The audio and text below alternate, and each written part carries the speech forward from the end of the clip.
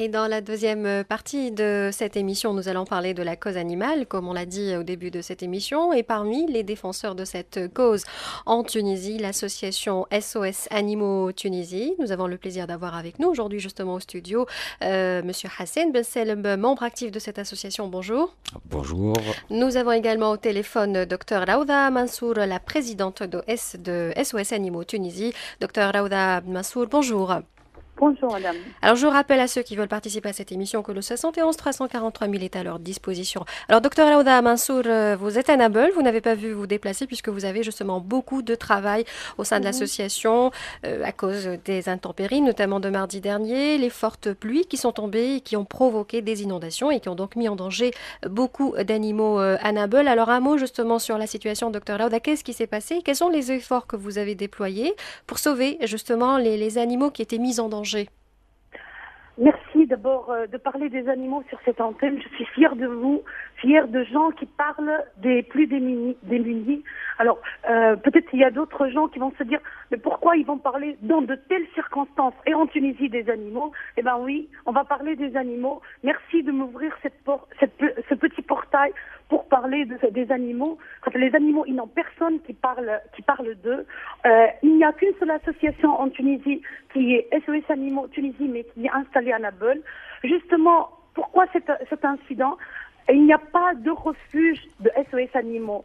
J'héberge tous ces animaux chez moi parce que justement, il y a l'État qui s'occupe d'autre chose.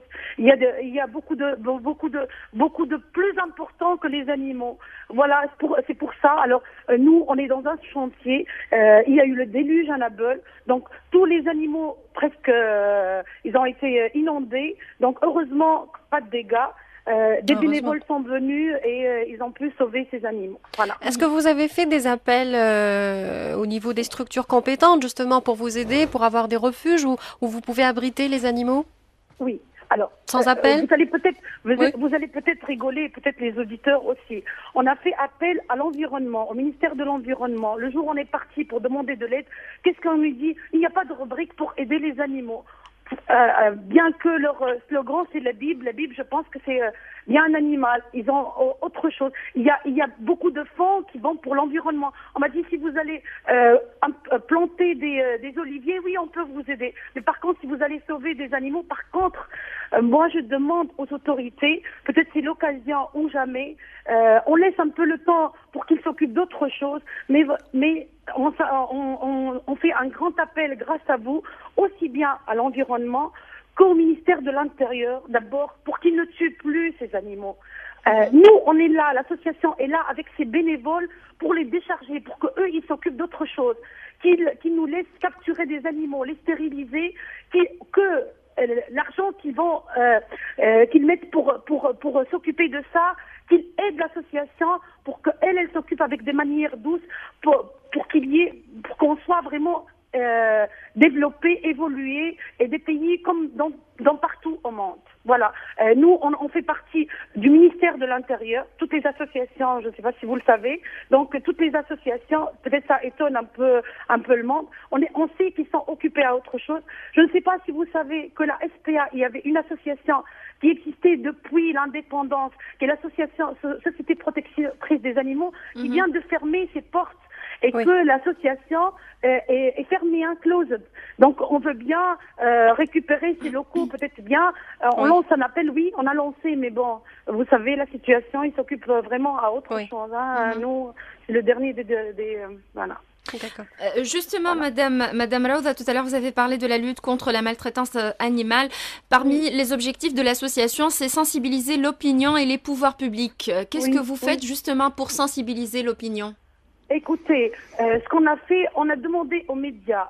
D'abord, ça c'est vraiment, moi je pense, plus on parle d'animaux, plus on parle de l'éducation, plus ça peut évoluer. On sait que sur pas mal de chaînes, aussi bien européennes qu'américaines que partout au monde, il y a des émissions qui se passent sur les animaux. En Tunisie, rien, nothing.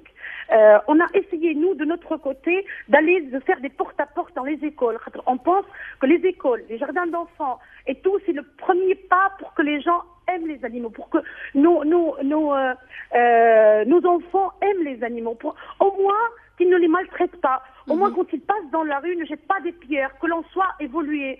Si aujourd'hui il a jeté des pierres sur des animaux qui passent dans la rue, c'est sûr que le lendemain, il peut lever la main pour peut-être frapper un frère ou une sœur, ou frapper les parents et tout. Donc déjà, dès le début, on pense que c'est... Donc on a essayé aussi de communiquer avec le ministère de l'Éducation, mais comme vous le savez, on a besoin de vous, les médias, pour s'occuper aussi de cette cause animalière. On a tout essayé. Je vous dis pas par des paroles, j'ai tous les écrits.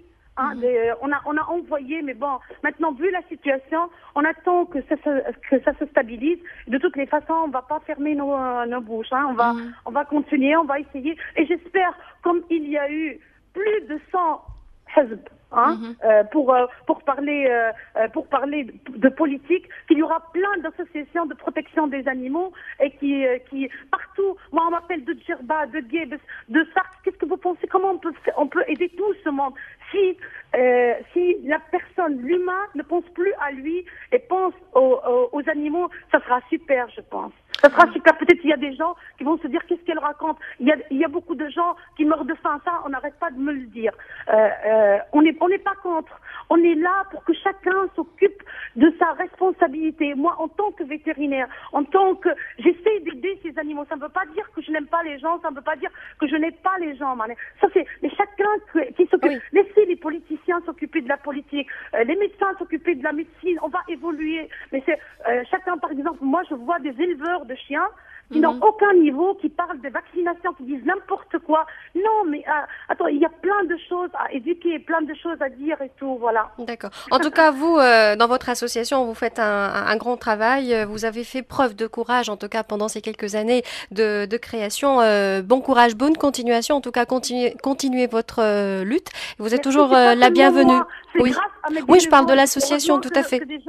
Oui. Excusez-moi, oui, allez-y. Grâce à quelques bénévoles qui sont là et qui soutiennent par moment, on dit on va baisser les bras tellement il y a trop à faire. Je vous en prie, peut-être au sein de votre chaîne, s'il vous plaît, passez même 5 minutes par jour pour parler des animaux. À quel âge on vaccine les animaux? Des QCM. Moi, je suis là, plein de vétérinaires, je pense, qui sont là pour aider, pour parler des animaux. Je vous en prie et merci à vous, Mayed, de parler des animaux, même si la journée mondiale est passée sans aucun média parle d'animaux. Mais ouais. Voilà. Merci à vous, Dr Raoud. En tout cas, vous êtes la bienvenue. Alors, je me tourne vers Monsieur Hassan Ben Salem. Gandhi disait: on mesure la grandeur d'une nation à la façon dont elle traite ses animaux. Qu'est-ce que vous pensez de cette citation? Je pense que cette citation est extraordinaire parce qu'elle est vraie. Voilà. Donc, malheureusement, on se compare toujours aux sociétés européennes, occidentales. Ça m'écoeure sincèrement de voir certaines attitudes dans mon pays, en Tunisie ici, donc je ne parle pas de la faune sauvage, je parle même des animaux errants dans la rue, et donc de comparer avec d'autres pays, voilà, donc je pense que ça en dit long, donc cette citation, elle en dit long. Mais comment vous expliquez ce comportement brutal vis-à-vis des animaux, ce comportement que nous constatons justement chez certaines personnes, même vis-à-vis de ces pauvres créatures qu'on voit dans la rue? Je parle des chats, voilà, des chiens. Le comportement, il est brutal, c'est vrai, d'un côté, mais de l'autre côté aussi l'indifférence. C'est-à-dire, on n'est pas forcément obligé de taper sur un chien pour dire qu'on est cruel envers lui. On peut passer son chemin devant un chien agonisant ou un chat agonisant, donc ça revient au même. Alors, comment l'expliquer? Je ne sais pas, je dirais, en gros, c'est la nature humaine, quoi. Donc, il y a des gens qui sont sensibles à ça et des gens qui ne sont pas. Ce que j'aimerais, moi, ou cette association, ou beaucoup de gens qui pensent comme moi, c'est qu'un jour, les mentalités changent. Parce qu'avant de passer par une charte universelle des droits des animaux et même un texte de loi, etc., il faut que les mentalités, ça change. Il faut se rendre compte qu'un animal, c'est un être vivant avant tout. Ça souffre. Ça, voilà, donc, il a des sentiments et en tout cas il a droit au respect et à la dignité, tout comme l'être humain. Donc vous venez de parler, tout à fait, vous parlez de l'indifférence, donc il ne suffit pas justement de taper aussi, à un aliment pour qu'il soit maltraité, donc même l'indifférence elle tue aussi. Elle tue aussi. On va parler surtout, justement... Vous me permettez l'expression, juste, surtout quand on a les moyens de remédier à ça. Tout à fait. Donc sauver un chien agonisant, un chat, je prends que les exemples de chats et de chiens, c'est les plus fréquents, quoi. Ça ne nécessite pas beaucoup d'efforts. Comme vous le voyez, donc SOS Animaux existe par exemple en Tunisie. Un coup de fil, on peut vous aider, par exemple. On a sauvé tellement de chiens et de chats des rues. Donc, on peut faire quelque chose. Je ne parle pas des cas vraiment dramatiques où c'est foutu d'avance. Donc, voilà. Donc, par rapport au... Oui, non, juste une question par rapport à cela. C'est est-ce que vous aidez on peut vous ramener des animaux qui sont blessés ou bien vous donner des conseils? Dans certains cas, donc si l'animal est, comment dirais, accessible, si c'est dans les environs de Tunis, dans les grandes villes, si on a entre guillemets des correspondants sur place, oui, on se déplace. Il m'est arrivé personnellement de sauver plusieurs chiens, plusieurs chats. Donc les gens aussi qui appellent, ils essaient aussi de prendre des photos qu'ils postent sur notre groupe, parce qu'on a aussi un groupe sur le fameux réseau social qui contient plus de 7000 personnes quand même. Donc au jugement des cas, soit on intervient, et sinon soit on donne des conseils pour aider. Et pour répondre à votre question, oui, donc SOS est en priorité pour les chiens et chats accidentés, parce que je vous le dis honnêtement, il y a des gens par exemple qui achètent un chiot, 3 mois après ils se rendent compte que c'est pas un chien de race ou ce genre d'attitude-là, alors ils veulent s'en débarrasser. Donc ils croient bien faire en appelant SOS par exemple, est-ce que vous pouvez récupérer mon chien, etc. Non, SOS n'est pas fait pour ça, c'est un SOS avant tout. C'est pour les animaux. Pour les animaux errants qui sont blessés, qui sont dans de très mauvaises postures. Donc pour cela, oui, on se déplace, il n'y a pas de souci, on essaie en tout cas de se mobiliser, parce que faut le dire aussi, donc je profite un peu de l'émission, mais on a un manque cruel de moyens, on n'a pas de voiture dédiée, on n'a pas d'ambulance spéciale non plus, donc c'est des volontaires qui se déplacent sur place. Nous on prend le risque de se faire mordre, etc. Mais franchement, je vais vous dire, le jour où on sauve un chien ou un chat, mais le soir, on savoure le sommeil d'une manière... Voilà, donc... Alors, justement, en tant que défenseur ou protecteur d'animaux, vous avez certainement beaucoup d'histoires belles et tristes à raconter. Est-ce que vous avez une belle histoire à raconter? Parce que c'est mieux, je pense, pour le moral. Est-ce que vous avez... Des belles histoires, je vous dirais sincèrement, toutes les histoires de sauvetage sont très belles à mes yeux. Sincèrement, je vous le dis, parce que moi, personnellement, j'ai une chienne que j'ai récupérée à l'avenue de Carthage, à Tunis, ici. Le jour où j'ai reçu le coup de fil, que je suis allé la chercher, donc elle était agonisante, je vous assure, je lui ai ramené même un peu de bouffe pour essayer de la piéger, mais elle n'arrivait même pas à soulever la tête pour manger. Là, je peux vous dire que 6 mois ou 7 mois après, elle est en plein bonheur chez une famille d'accueil, donc ça se passe hyper bien. Moi, quand je pense qu'à ça, donc c'est très beau pour moi, voilà. Justement, en parlant de famille d'accueil, comment peut-on adopter un animal? Vous parlez de protocoles stricts ou... Voilà, oui. Donc, c'est-à-dire, est-ce qu'on peut visiter? Est-ce que oui, bien sûr, les portes de l'association sont ouvertes 7 jours sur 7. Donc, il serait préférable quand même de passer un petit coup de fil avant de venir. C'est juste pour s'assurer qu'il y a du personnel pour vous faire visiter. Donc, c'est pas très compliqué non plus. C'est pas la SPA donc vous rentrez, vous voyez les chiens qui sont là, ou les chats qui sont là. Sinon, il n'y a aucun risque? Aucun, absolument aucun. Il n'y a jamais eu d'accident. Donc, sinon, si vous pouvez pas vous déplacer tout de suite, alors il y a aussi le site internet de SOS Animaux Tunisie, sinon il y a le groupe sur Facebook, donc vous pouvez voir les photos des chiens qui sont là-bas. C'est pas des photos retouchées, c'est des trucs vraiment de très spontanés. Vous ciblez entre guillemets le chien que vous voulez, vous en parlez, donc vous envoyez un mail ou vous faites un commentaire direct. Et puis, si le chien est disponible, etc., donc vous présentez en personne quand même. C'est préférable que de commander. Oui. Donc, ça sera l'occasion aussi de faire du contact avec les gens sur place, avec les autres bénévoles. Voilà. Alors, vous comptez combien de membres dans cette association à peu près? Alors, franchement, les statistiques, c'est pas trop mon fort. Je sais qu'il y a environ, je sais pas, 300 personnes, mais moi, personnellement, je dirais que je connais une vingtaine qui sont toujours là. Ouais. Les autres, c'est des gens que je remercie aussi, donc, qui aident financièrement, qui sont là lors de grandes manifestations, journées d'adoption, etc., mais que je ne vois pas régulièrement. Donc, alors justement, en parlant de manifestations, c'est clair qu'on est vraiment loin par rapport, je sais pas, par rapport au mouvement pour les droits des animaux aux États-Unis et en Europe. Oui, c'est clair que la notion même de droits des animaux, c'est pas vraiment bien saisie par les Tunisiens. Est-ce que vous organisez des journées de sensibilisation, des journées, je sais pas, portes ouvertes, que ce soit pendant des occasions où, je ne sais pas, par exemple, le mardi dernier, il y avait la Journée mondiale des animaux. Mois de décembre, il y aura peut-être aussi la Journée internationale des droits des animaux. Est-ce que, d'abord, que représentent ces journées pour les associations de protection animale et qu'est-ce que vous faites justement pendant ces journées? Est-ce que vous organisez des journées portes ouvertes? Ce que représentent ces journées-là, donc franchement, c'est des symboles déjà pour commencer. C'est une certaine forme de reconnaissance.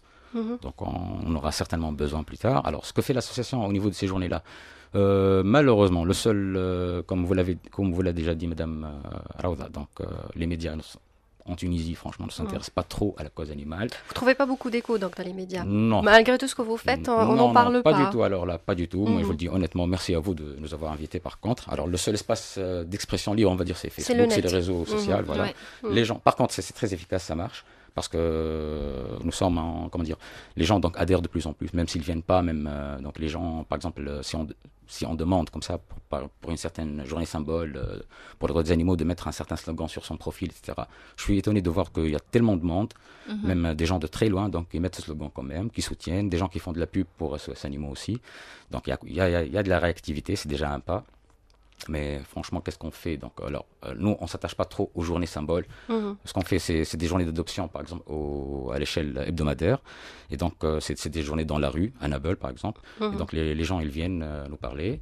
Et on leur explique certains bons réflexes à avoir avec son chien, avec son chat. Donc, c'est vraiment du trottoir, quoi. Donc, D'accord.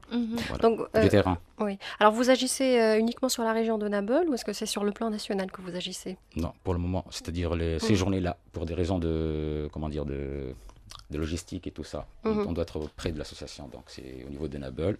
En plus, donc, notre présidente Raouda peut avoir les papiers nécessaires, je crois, pour une telle présence que sur le gouvernorat de Nabeul. Mais qu'est-ce qui manque justement pour qu'il y ait une association comme SOS Animaux Tunisie dans chaque région de la Tunisie?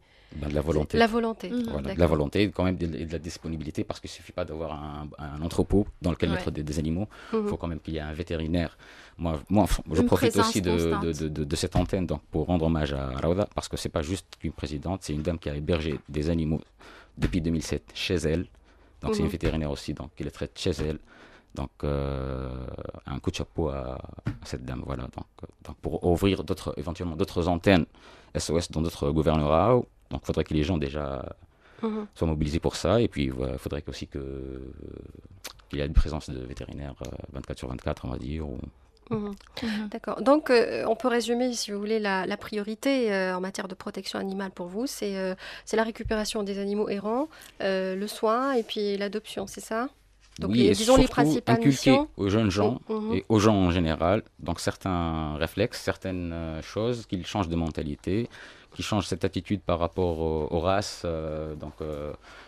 On achète un chien, ensuite on remarque qu'il aboie beaucoup, que c'est pas un chien de race, donc hop, on le balance à la rue. Les chats, donc il faut aussi avoir un truc dont il faut parler. Donc si vous décidez enfin d'adopter un animal, donc, franchement, excusez-moi de faire la comparaison, mais c'est comme si vous avez un enfant, c'est comme votre voiture aussi. Vous emmenez votre enfant au pédiatre pour des soins, vous emmenez votre voiture à la réparation en contrôle technique. Votre chien, votre chat, vous l'emmenez chez le véto régulièrement, vous le stérilisez aussi pour éviter donc la surpopulation donc, dans les rues, parce qu'il y a tellement de chats, surtout ça c'est un problème qui concerne surtout les chats. Hop, dès que la chatte elle l'a mis bas, on la balance elle et ses petits dans la rue. Le bon Dieu est là, donc ça va, ils vont être ramassés. Non, ça marche pas comme ça. Il faut savoir que dans 99% des cas des abandons d'animaux, surtout je parle des animaux de compagnie, c'est la mort. Et si c'était que ça passera, mais c'est de terribles souffrances avant la mort. Mais beaucoup pensent en tout cas que la stérilisation, c'est un petit peu, excusez-moi, contre la nature des choses. Non, vous n'êtes pas d'accord? Moi, je parle aux gens franchement sensés, excusez-moi du terme, donc, qui décident d'adopter, donc pas sur un coup de cœur, mais qui savent donc, les responsabilités qui leur attendent. Donc si vous ne voulez pas que vous vous retrouvez à la tête d'une famille de 10 chats ou de 10 chiens, c'est un acte chirurgical fait depuis longtemps, donc il ne présente aucun risque. Peut-être ça pose un problème d'éthique pour certains. Donc c'est pas ça l'objet, donc c'est pour l'intérêt de l'humain et de l'animal. Il ne faut pas oublier aussi qu'un cadavre de chien ou de chat dans la rue, c'est un vecteur pour les microbes et les maladies aussi. Oui, tout à fait. Donc il faut aussi, excuse-moi, donc, changer d'attitude par rapport donc, aux jeunes, parce que c'est malheureux de voir des jeunes devant une école primaire jouer au foot avec un chaton. Ça, je l'ai vu de mes propres yeux. Oui, voilà. Donc le gamin, il ne se rend pas compte que c'est cruel, c'est un jeu pour lui. Donc un petit appel aux parents quand même. Même si vous n'aimez pas les chiens ou les animaux de compagnie, essayez d'inculquer à vos jeunes Justement, ce point existe sur votre programme éducatif. Oui. Avec le programme d'action, il y a le programme éducatif où vous aidez, en tout cas l'objectif de ce programme est d'aider les adultes et toutes catégories sociales et professionnelles et surtout les enfants d'une manière générale à développer des attitudes positives et agir en citoyen responsable. Est-ce que vous organisez des journées ou bien est-ce que vous organisez déjà des sorties, des interventions, vous visitez les écoles pour sensibiliser les enfants? Oui, donc ça, par contre, donc c'est Dr Raouda qui s'en occupe. Donc elle rend effectivement visite à des écoles primaires surtout. Donc c'est vraiment pour cibler les jeunes, quoi. Oui, les tout petits. Les tout petits, parce que c'est à ce moment-là que ça intervient. Et puis aussi, à une certaine époque, nous avons même édité des CD, des CD interactifs, des CD-ROM interactifs, donc pour expliquer aux jeunes vraiment avec des dessins animés et tout ça, donc qu'un animal avant tout, ça ressent la souffrance, que c'est pas un jouet, quoi. Donc voilà. Mais je pense que dernièrement, donc il n'y a plus trop d'écoles qui sont partants pour recevoir ce genre de journée, quoi. Donc comme je vous l'ai dit tout à l'heure, donc on préfère intervenir sur terrain, parler aux gens directement. Oui. C'est mieux peut-être, je sais pas. Alors pour ne pas parler que des chats et chiens, j'aimerais si vous permettez qu'on parle des animaux de la ferme. Comment on reconnaît un animal de ferme maltraité? Est-ce que c'est la maigreur, je ne sais pas, d'un cheval par exemple, ou d'une vache? C'est la maigreur, c'est le principal signe? Ou comment on reconnaître une maltraitance à la ferme? Croyez-moi, c'est visible, que ce soit donc des bleus sur la peau ou les traces de maigreur. La maigreur, peut-être, si vous parlez au propriétaire, il va vous dire qu'il ne trouve pas de quoi nourrir sa famille pour nourrir ces animaux. Alors, il y a certains, on ne parle pas forcément de la bouffe, vous n'avez qu'à prendre la voiture. Aussi. Voilà, donc faites le chemin, par exemple, jusqu'à Nabeul, vous vous retrouverez sur la route avec, je ne sais plus, 5 ou 6 ânes, mais alors là, systématiquement, je les vois. Ils sont attachés, donc vous avez les deux pattes avant qui sont attachés par une corde. Ils sont en bord de route, ils sont exposés en plein soleil. Il n'y a pas d'eau, il n'y a rien. Donc ça, c'est de la maltraitance aussi. Donc, pour répondre un peu à votre question, comment reconnaître les signes? Ils sont évidents, ils sont visibles. Il n'y a pas besoin d'être expert pour voir qu'un animal souffre ou ne souffre pas. Mais alors, quand un particulier comme moi, par exemple, ou n'importe quelle autre personne, découvre justement un cas de maltraitance animale, qu'est-ce qu'on peut faire? Comment réagir? Qui saisir, par exemple? Moi, je vous dirais, par exemple, à commencer par si le propriétaire est à côté, essayez de lui parler, parce que dans la majorité des cas, les gens ne se rendent pas compte qu'ils maltraitent leur animal. Vous savez, donner même un bout de chocolat à un chien, c'est le maltraiter déjà. Donc vous pouvez commencer déjà par le monsieur. Donc si le monsieur, ou la dame, donc s'il n'y a pas de communication quand même, vous pouvez alors nous alerter. Et je dis pas ça comme sous le temps d'une menace, hein, mais on va au moins essayer de récupérer l'animal parce que c'est la seule chose à faire. En l'absence d'un texte de loi qui sanctionne ou qui punit les maltraitances animales en Tunisie, oui. Alors, par exemple, là, je vais vous donner un exemple. Par exemple, je profite un peu. Oui.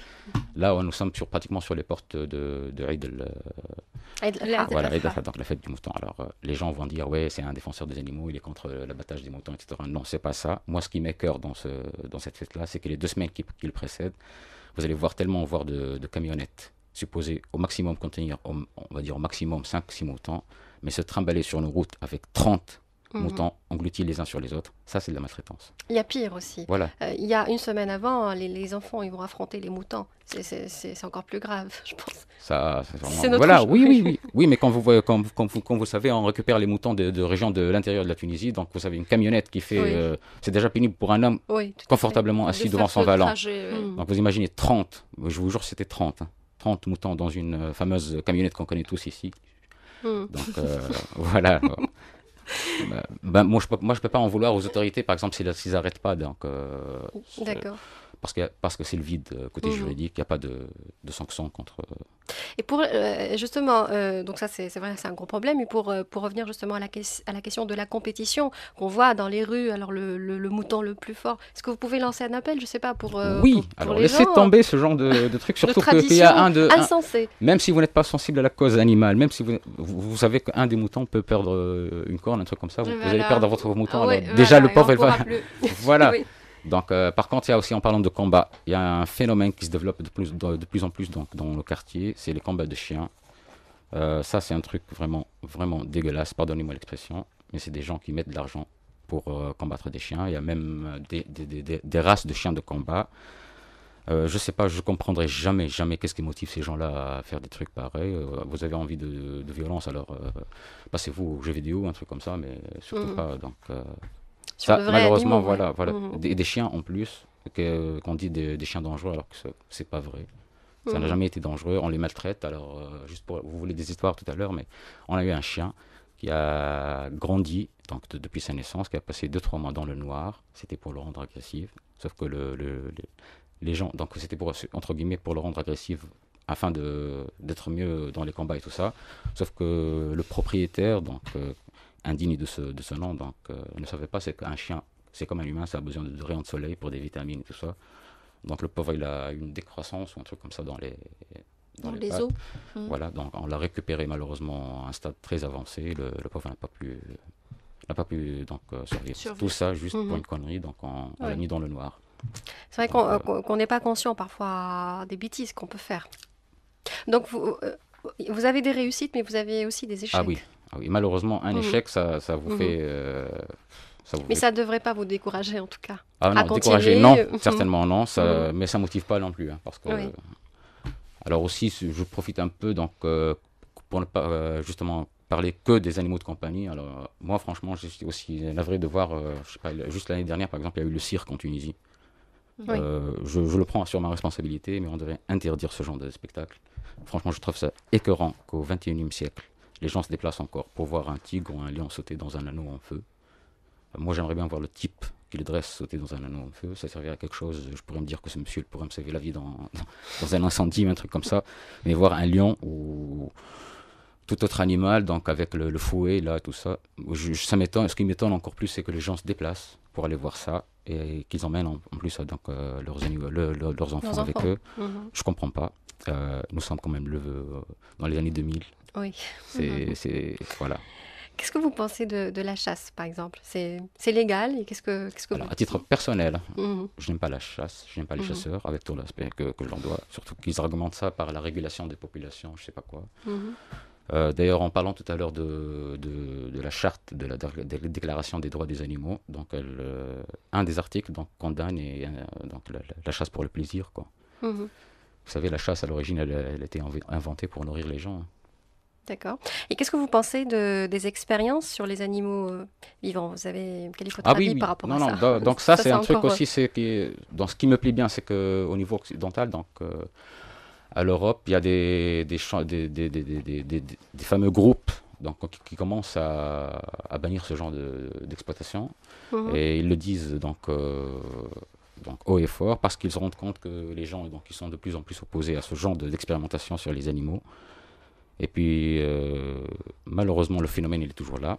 Donc, on est toujours obligé d'essayer sur des animaux avant de passer sur l'humain. Alors que qu'on peut faire autrement aujourd'hui avec le niveau qu'on a atteint en technologie et tout ça.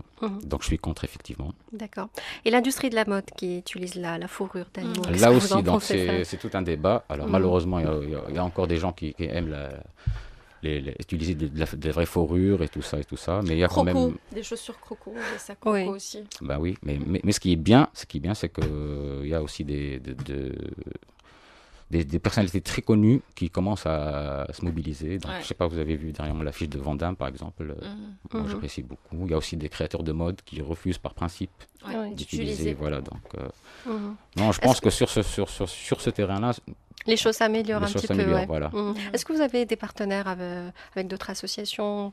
Je parle au niveau international. Oui, partenaires, peut-être oui, et surtout donc c'est grâce à eux qu'on survit. Hein. Et je crois que nous avons un auditeur ou une auditrice au bout du fil. Oui, bonjour. Oui, bonjour. Qui est avec nous? C'est Yusra. Vous nous appelez d'où? De Haïl Ghazala, exactement. D'accord. Vous avez une question, Yusra, ou une petite expérience à raconter? C'est une petite remarque, en fait, concernant les animaux et concernant un phénomène qui est vraiment très agaçant. Ouais. Je ne vais pas parler des combats de chiens, je ne vais pas parler de la chasse pour le plaisir, mais je vais parler de la vente d'animaux, de chats ou de chiens, et la vente, pas par des particuliers, ça on n'en parle pas, mais la vente d'animaux par des vétérinaires. C'est-à-dire par des personnes qui ont le plus vocation à être humains, parce que je considère que la vente d'animaux c'est complètement inhumain, et donc ça flatte en quelque sorte un type de genre, leur snobisme en quelque sorte. C'est un chat de race ou un chien de pédigré ou je ne sais quoi. Adopter un animal, c'est pas l'acheter, c'est pas le vendre. Adopter un animal, c'est juste pour aider cet animal. Et non pas pour avoir un animal de je ne sais quelle race ou voilà. Et donc, je ne sais pas s'il y a un code de déontologie pour les médecins ou quelque sorte pour les vétérinaires qui puisse interdire ou plutôt une loi ou parce que c'est complètement ignoble, je le pense. Hein. Oui, tout à fait. Donc, vous êtes contre la vente des animaux? Oui, je suis contre la vente et contre l'achat aussi. D'accord. Parce que si on n'achète pas, il n'y aurait plus personne qui va le vendre. Et surtout pas les vétérinaires. D'accord. Voilà. On vous remercie, Salam. Merci beaucoup pour votre coup de fil. Merci. Hassan Bensel, vous avez une réponse ou une réaction par rapport oui, à ce alors coup de je fil? remercie, oui, voilà, donc par rapport à cette remarque, je l'ai oublié, oui, c'est vrai que nous avons surtout un souk très connu à Tunis. Oui. Donc, franchement, je suis pas trop chaud pour en parler parce que je risque gros, mais bon, je suis contre. Alors, mais par rapport aux que... vétérinaires, oui, donc pour répondre, donc, est-ce qu'il y a un code déontologique? Je sais pas. Ça dépend des vétérinaires. Moi, je peux vous dire, par exemple, par rapport aux vétérinaires, il y en a ceux, donc, pour parler concrètement, donc si vous ramassez un animal blessé dans la rue, que vous l'emmenez à un vétérinaire, vous avez pratiquement une chance sur 2, sur un qui va vous aider gratuitement. Je l'ai fait, un vétérinaire que je connais pas du tout. Il y en a un qui va vous dire non, c'est pas un chien c'est pas un truc de race, je pourrais pas le récupérer, donc non, je soigne pas. Ah bon? Oui. Alors pour répondre peut-être plus concrètement aussi à Ayos, donc moi je suis pas contre la vente des animaux. Parfois, justement, parfois on le vend mieux que de laisser comme ça dans la rue. Mais la vente par les vétérinaires, elle a précisé. Oui. C'est ça qui est un petit peu choquant. Même par les vétérinaires aussi, donc c'est les gens qui connaissent mieux les chiens de compagnie. Donc non, je suis pas contre, mais je suis pour donc justement établir un certain critère. Donc que ce soit contrôlé, etc. Donc franchement, c'est mieux que ce soit un vétérinaire qui vend un animal plutôt que de le vendre dans ce souk, dans ce fameux souk. Et nous avons encore un autre appel. Oui. Oui, allô, bonjour. Bonjour, je suis de Mendel Bourguiba. Vous vous appelez comment? Alia, Madame Alia Bourguiba. Alia. D'accord, vous avez une question? Vous avez... Qu'est-ce que... Non, oui. J'étais déjà au courant qu'il y avait SOS Animaux à Annabelle. Et puis, j'avais déjà appelé Madame Raouda il y a quelque temps déjà, parce qu'elle était déjà venue sur l'antenne il y a à peu près 1 an. Et on ne lui avait pas tellement laissé s'exprimer. Mais là, je suis heureuse parce que c'est vrai qu'il y a un grand problème en Tunisie et ce que je déplore surtout, c'est la maltraitance. Moi, j'ai énormément d'animaux chez moi.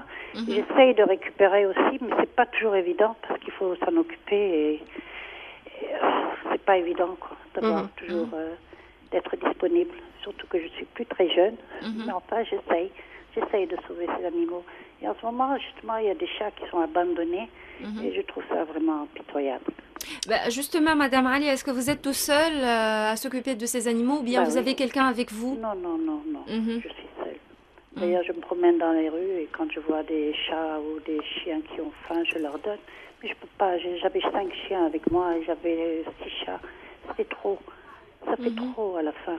Oui. Parce qu'il faut tous les nourrir. Et puis, c'est pas évident.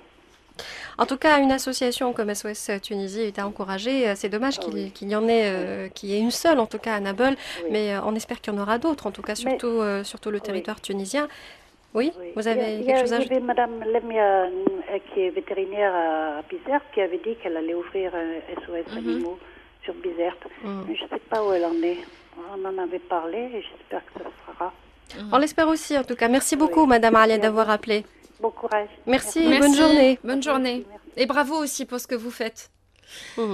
Voilà, donc on arrive presque à la fin de cet entretien. Monsieur Hassan, vous avez certainement plein de projets au sein de l'association ou à titre personnel, des projets réalisables ou peut-être utopiques. Quels sont vos projets ou vos espoirs concernant, disons, la protection de nos amis à 4 pattes, donc, en général? Utopique, non, je préfère pas trop m'aventurer sur ce terrain. On va rester dans le réel, dans le... alors, mon souhait, c'est que, franchement, moi, je vous le dis honnêtement, je profite de l'antenne, donc ça va très mal chez SOS. On manque de moyens, on manque de volontaires, on manque de bonne mentalité. Moi, à chaque fois ou ce que ce soit des autres, à chaque fois qu'on s'arrête pour aider un chien ou un chat, je reprends toujours ces 2 exemples-là. Croyez-moi, j'ai pas peur du chien lui-même ou du chat, mais j'ai peur des gens qui m'entourent, ou des coups de gueule, etc. Donc, j'espère qu'au moins, alors, on vous demande pas d'aimer les animaux, mais de les respecter.